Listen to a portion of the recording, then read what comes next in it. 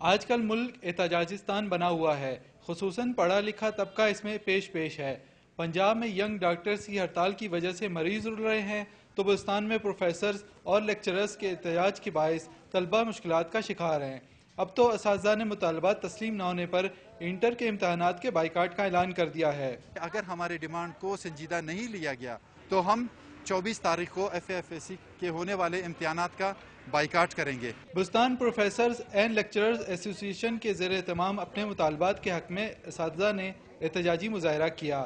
ان کا کہنا تھا کہ محکمہ تعلیم کی نااہلی کی وجہ سے ہم سڑکوں پر دھکے کھانے پر مجبور ہیں۔ جو اچھے ایفیشینٹ لوگ ہیں وہ یا تو یونیورسٹی کی سائڈ پہ چلے جائیں گے یا پھر اسکول سائڈ پہ چلے جائیں گے۔ کالجز کے اساتذہ گزشتہ 4 ماہ سے اپنے مطالبات کے لیے سراپا احتجاج ہیں، جس کے باعث صوبے بھر کے کالجز میں تعلیمی سرگرمیاں بری طرح متاثر ہو رہی ہیں۔